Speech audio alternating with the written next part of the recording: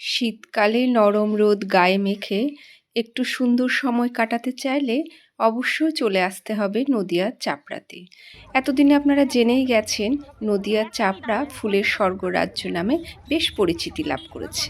পথের দুপাশে ফুলের পসরা সাজিয়ে নিয়ে বসেছে গ্রামের মহিলারা, পুরুষরা। রীতিমতো একটা ফুলের মেলার আকার নিয়েছে।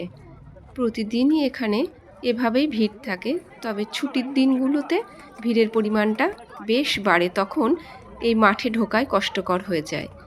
আর ডিসেম্বর, জানুয়ারি, ফেব্রুয়ারি এই 3টি মাস জুড়েই এরকম মেলার মতো আপনারা এলে দেখতে পাবেন।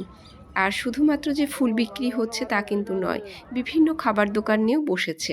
দেখুন এখানে হচ্ছে ভাপা পিঠে, পাটিসাপটা, বিভিন্ন তেলে ভাজা, ফুচকা, কোনো কিছুই আর বাদ পড়েনি। আর এই যে এটা আমাদের পাড়ারই ডাক্তারবাবু, হোমিওপ্যাথি ডাক্তার, নিজের জমির ফুল নিয়ে আবার এখানে বসে গেছে।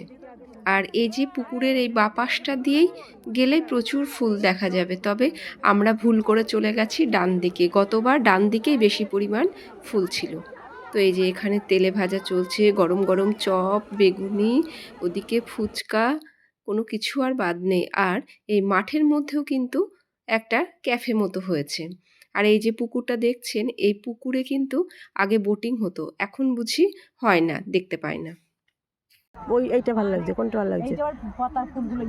ওইটা না, ওই যেটা রাখলে, যেটা রাখলে ওইটা না। হ্যাঁ হ্যাঁ হ্যাঁ, ওইটা না, হ্যাঁ ওইটা ভালো লাগছে। এটা যে ইয়েগুলো দেখা যাচ্ছে, জিপসিগুলো। ঠিক আছে, এটা তো লোক আমরা চাপড়ার লোক, আমরা আমি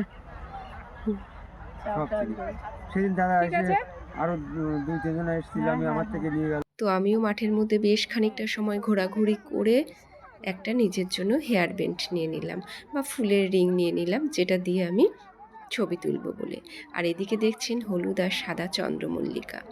অ্যাকচুয়ালি জানেন, এই এলাকার মানুষদের অর্থনৈতিক উন্নতি অনেকটাই কিন্তু এই ফুল চাষের উপরেই নির্ভরশীল, বা অর্থনৈতিক ডেভেলপমেন্ট হয়েছে এই ফুলকে কেন্দ্র করে কিন্তু। তো দেখুন সারা মাঠেই ফুল, তবে আমি তো সব ফুলের নাম জানি না, বিশেষত চন্দ্রমল্লিকার বিভিন্ন ভ্যারাইটি আমার মনে হলো। তাছাড়া তো রজনীগন্ধা, গাঁদা, গোলাপ এগুলো আছে, আরও বিভিন্ন ফুল যেগুলোর আমি নাম জানি না। মাঠের মধ্যে এত লোকের ভিড়, আর মাঝে মাঝে কিন্তু এক একটা ফুলের দোকান। যদিও আপনারা এতদিনে জেনেই গেছেন এখানে কিভাবে আসবেন, তবু আপনাদের সুবিধার জন্য বলে দিই, রানাঘাট স্টেশনের পাশে টোটো স্ট্যান্ড থেকে আপনারা টোটো ধরে ডিরেক্টলি এখানে আসতে পারেন। যাই হোক, ভিডিওটা এখানে এন্ড করলাম। ভালো লাগলে অবশ্যই একটা লাইক করে দেবেন।